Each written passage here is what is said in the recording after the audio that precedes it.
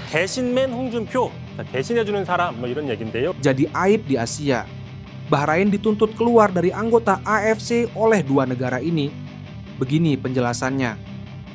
Rafael Struijk akhirnya jalani debut di klub barunya di Liga Australia. Begini hasilnya. Pengakuan kelas Calvin Verdonk soal timnas Indonesia di kualifikasi Piala Dunia ronde 3.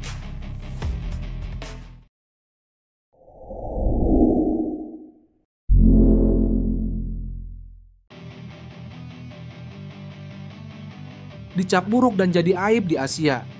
Bahrain paksa keluar dan dituntut mundur dari anggota AFC. Media Irak menyebut keluhan Bahrain soal keamanan bertanding di Jakarta dinilai sangat bodoh dan hanya omong kosong tim asuhan Dragan Talajic. Salah satunya media Irak lewat akun X @IrakFootballPod bahkan tak segan menyebut Bahrain jadi aib tim Timur Tengah karena banyaknya drama dan kontroversi. Kami merasa malu sebagai tim Timur Tengah dengan peristiwa ini. Jika Federasi Bahrain banyak mau lebih baik keluar saja dari anggota AFC. Kami ingin damai dalam berkompetisi dan menjalin persaudaraan yang baik dengan tim dari benua manapun, tulisnya. Tak hanya media Irak, salah satu media Korea Selatan juga sangat geram dengan drama yang dimainkan oleh Bahrain. Salah satu media Korea Selatan turut menyoroti permintaan Bahrain untuk memindah venue pertandingan melawan timnas Indonesia. Media asal Korea Selatan, Osen, kemudian menilai permintaan PSSI-nya Bahrain itu sebagai sesuatu tindakan pengecut.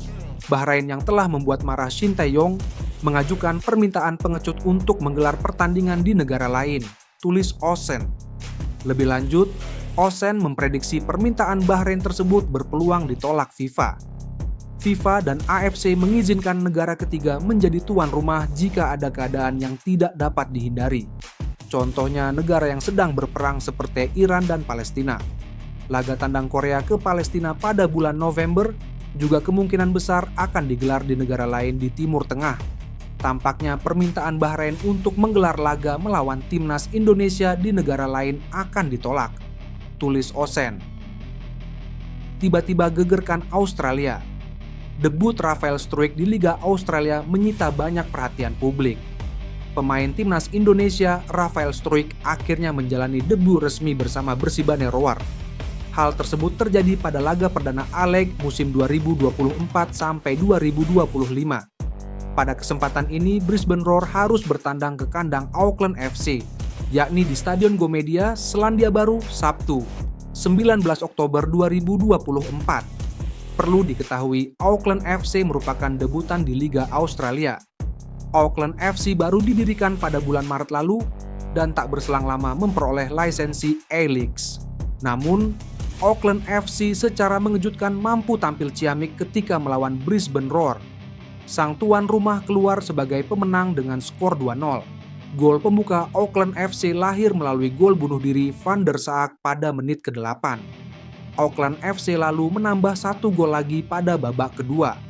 Gol tersebut dicatatkan atas nama L. Rogerson pada menit ke-74. Sementara itu, Rafael Struijk turun sebagai pemain pengganti. Pemain berposisi sebagai penyerang itu memasuki lapangan pada menit ke-68. Rafael Struijk ditugaskan untuk mengganti Theo Waddingham. Nama Rafael Struijk mencuri perhatian publik sepak bola setelah debutnya yang menakjubkan di Liga Australia.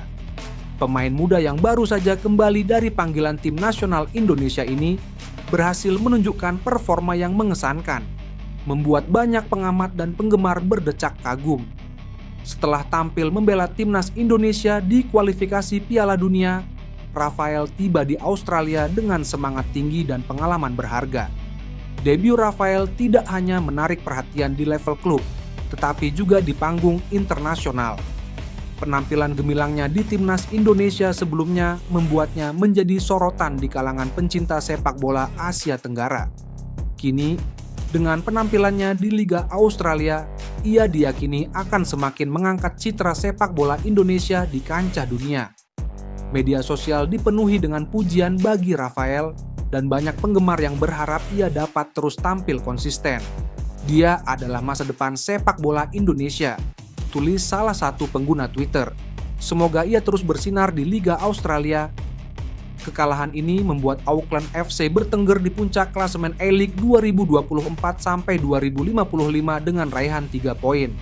Sedangkan Brisbane Roar harus terdampar di dasar klasemen. Brisbane Roar kini memiliki waktu cukup banyak untuk berbenah.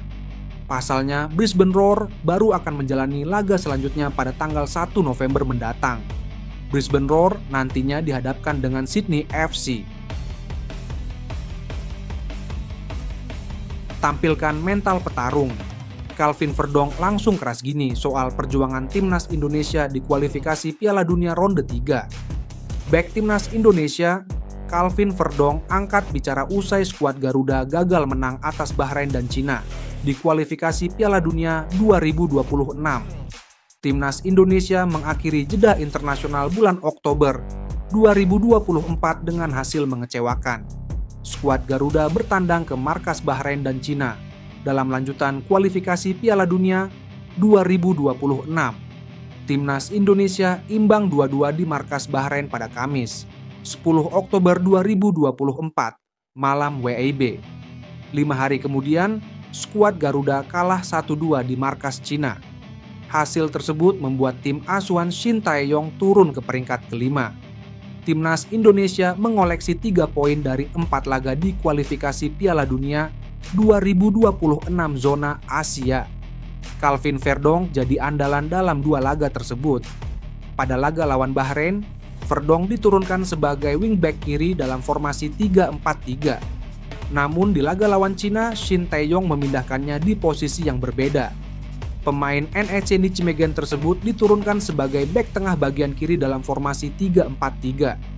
Meski gagal bersinar pada 2 laga tersebut, Calvin Verdonk masih belum menyerah. Dirinya sudah siap untuk kembali memulai misi bangkit. Pemain 27 tahun tersebut ingin memulai misi bangkit pada laga skuad Garuda berikutnya. Laga berikutnya bakal hadir pada November 2024 dalam lanjutan kualifikasi Piala Dunia 2026. Timnas Indonesia bakal menjamu Jepang dan Arab Saudi. Laga tersebut bakal digelar pada 15 dan 19 November 2024. Semua pertandingan bakal digelar di Stadion Gelora Bung Karno, Jakarta.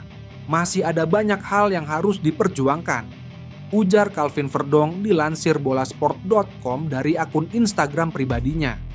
Meskipun kita telah melewatkan beberapa langkah dalam perjalanannya, yang penting sekarang adalah upaya yang kita lakukan mulai dari sini. Jangan pernah menyerah, lanjutnya. Timnas Indonesia dinilai masih memiliki peluang. Pasalnya jarak antara peringkat kedua sampai terbawah hanya terpaut 2 poin saja.